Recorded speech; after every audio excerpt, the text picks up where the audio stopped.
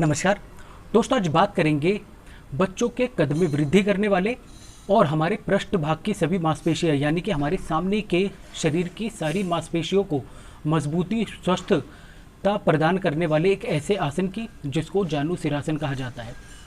कैसे करते हैं जानुसिरासन, पहले ये देख लें, उसके बाद लाभ और हानि और उसमें सावधानी बरतने वाली जो बातें हैं उसकी बातें हम बाद में करेंगे। तो पहले देख लीजिएगा कि जानुसिरासन है क्या। जानु यानी कि हमारी जंघाएं और सिरासन यानी कि सिर को टच करना, हमारी जंघाओं से सिर को टच करने वाला आसन जानुसिरासन। तो कैसे किया जाता है, सांस भरते हुए फॉरवर्ड, सबसे पहले ये जान लें कि बैठने वाले आसनों की श्रेणी में आता है और फॉरवर्ड बेंडिंग वाले आसनों की श्रेणी में आता है, जिसमें हमारे को सामने झुका जाता है, उन आसनों की श्रेणी में आता है। तो उसमें क्या करेंगे, पहले अपनी सेवनी के नीचे पहले दाएं पैर को मोड़ करके रखें, आराम से पैर को नीचे रखें, दूसरे पैर को सामने की ओर सीधा रखें, कंधों को बिल्कुल सामने की ओर सीधा रखते हुए सांस अंदर भरें, हाथों को ऊपर की ओर खींचें और सांस बाहर छोड़ते हुए कमर को जितना सीधा रख सकें उतना सीधा, और पंजों को आराम से पकड़ें, कोहनियों को नीचे की ओर रखने का प्रयास करें और उसके बाद घुटनों से नाक को छूने का प्रयास करें। जितनी देर संभव हो सके कोशिश करें पंजे को सामने ना खींचें, सामने की ओर ना खींचते हुए अपनी ओर इसे खींचने का प्रयास करें। कद में वृद्धि के लिए ये इसीलिए उपयोगी है कि जब आप इस प्रकार से पंजे को सामने की ओर खींचते हैं तो यहाँ पर इतना अच्छा खिंचाव और दबाव पड़ता है कि आपकी कद में वृद्धि के लिए ये बहुत ही ज़्यादा बेनिफिशियल रहता है। हैमस्ट्रिंग मसल पे, हमारी रीढ़ पर बहुत ज़्यादा इसका पॉजिटिव इम्पैक्ट पड़ता है। तो क्या करेंगे, इसको अपनी ओर खींचने का प्रयास करते हैं, कोहनियों को नीचे और जितना संभव हो सके सामने की ओर झुकने का प्रयास किया जाता है। 3 से 4 बार एक पैर से किया जाता है, पहले बाएं से करें फिर दाएं से करें, एक बार इस पैर से कर लिया, दूसरी बार पैर को चेंज करके करते हैं। ये तो थी जो मैंने आपको करके दिखाया था। अब बात आती है कि सब लोग इस आसन को कैसे करते हैं, क्योंकि बहुत डिफ़िकल्ट आसनों की श्रेणी में आता है। ऐसा नहीं है कि बड़े आराम से आपने देख लिया और बड़े आराम से आप लोग कर लेंगे, क्योंकि फॉरवर्ड बेंडिंग हर कोई आदमी का कर पाना बड़ा मुश्किल काम है। बैक बेंडिंग के जो जितने भी आसन होते हैं, भुजंग आसन हुआ, मकरासन हुआ, ये सारे आसन ऐसे होते हैं कि आप पहले दिन से भी बहुत लोग होते हैं कि बड़े आराम से कर पाते हैं, जिनको कोई भी तकलीफ नहीं होती भुजंगासन करने में भी, धनुरासन करने में, मकरासन करने में। लेकिन जानुसिरासन को इस प्रकार से घुटने से नाक को टच कर देना और एकदम बिल्कुल परफेक्टली इसको करना बड़ा डिफ़िकल्ट काम है।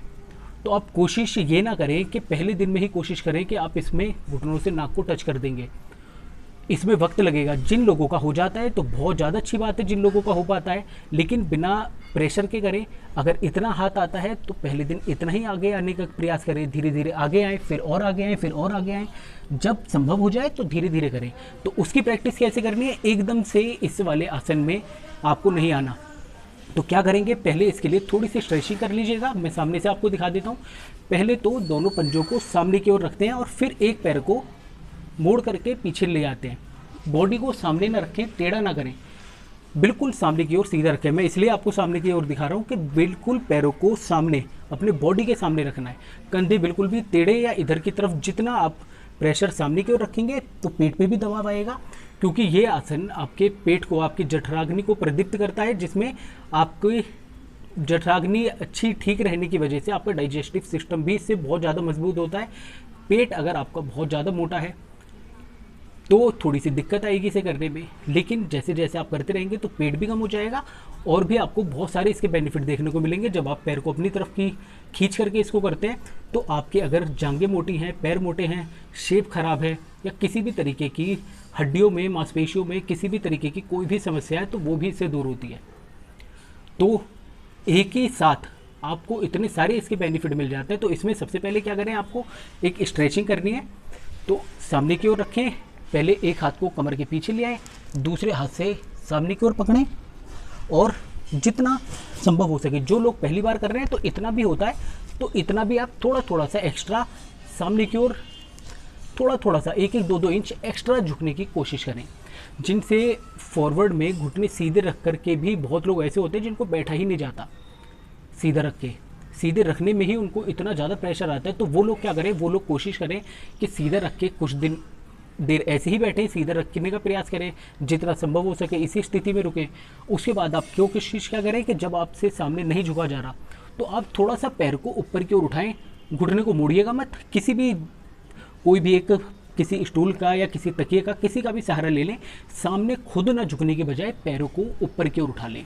जितना संभव हो सके इसी स्थिति में पैर को टिका करके रखने की कोशिश करें, परंतु पीछे की ओर ना गिरें। इस टाइम पर कोशिश करनी है आपको कि सामने कमर को सीधी रखें। बेशक इस तरीके से सहारा ले लें, जितना देर संभव हो सके इसी स्थिति में रुकें। इस तरीके से आप कोशिश करें, या तो ऐसे करके स्ट्रेचिंग करें, उसके बाद धीरे धीरे जैसे आपकी फॉरवर्ड बेंडिंग ठीक होने लग जाए तो जानु सिरासन को अच्छे से करें और इस तरीके से इसमें नाक को लगाएं। तो एकदम से इसे करने की बिल्कुल भी कोशिश मत कीजिएगा, क्योंकि बहुत ही डिफ़िकल्ट आसन है। देखने में सिंपल लग जाता है, लेकिन इसको हो सकता है आपको 10 दिन लग जाए, 20 दिन लग जाए, महीना भर लग जाए, लेकिन जल्दबाजी करेंगे तो कभी भी नहीं कर पाएंगे। क्योंकि अगर कोई मांसपेशियां या किसी में भी ऐसे चोट लग जाती है तो उसके बाद इसको कर पाना बड़ा मुश्किल हो जाता है। क्योंकि कारण क्या है कि एक बार इसमें चोट आ गई किसी भी जगह पर, आपने जल्दबाजी की, कमर में चोट आ गई, किसी भी मांसपेशी, ऐसी मांसपेशी में दिक्कत आ गई, तो इसको कर पाना बड़ा मुश्किल हो जाएगा। क्योंकि जब भी आप महीने भर बाद भी आप इसको कर लेंगे तब भी आपकी वही मांसपेशी, वही हिस्सा दर्द करेगा। तो इसलिए जल्दबाजी इसमें बिल्कुल भी ना करें। तो इस तरीके से आप इसको फॉरवर्ड बेंडिंग को करें, पहले ये वाला करें और फिर दूसरी साइड वाला। तो ये तो था जानु सिरासन को करने का तरीका। अब इसकी बात आती है लाभ की। तो इसके लाभ में सबसे पहला लाभ तो है बच्चों की कद वृद्धि करता है। तो आप कम एज से ही बच्चों को जानु सिरासन की प्रैक्टिस कराना शुरू कर दें। उसके बाद वाले जो फॉरवर्ड बेंडिंग के और आसन हैं वो उसके थोड़े से एडवांस पोस्चर हैं, तो उसकी बात हम बाद में करेंगे। पहले आप इस तरीके से जानु सिरासन को करने की प्रैक्टिस कराइएगा।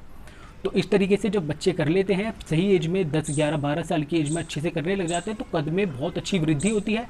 साथ ही साथ आपका डाइजेस्टिव सिस्टम अच्छा रहता है।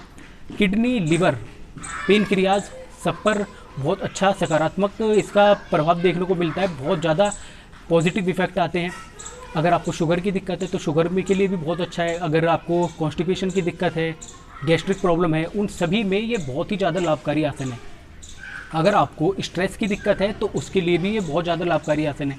लेकिन इसकी हानि की अगर बात करें तो अगर आप इसमें ज़बरदस्ती करते हैं, या फिर आपको पेट से संबंधित कोई गंभीर बीमारी है, या फिर आपको हार्ट की प्रॉब्लम है, तो और या आपका बीपी हाई रहता है, उस स्थिति में प्रेगनेंसी है जिन लेडीज़ को, तो प्रेगनेंसी वाली सिचुएशन में इसको करने का प्रयास बिल्कुल भी मत कीजिएगा।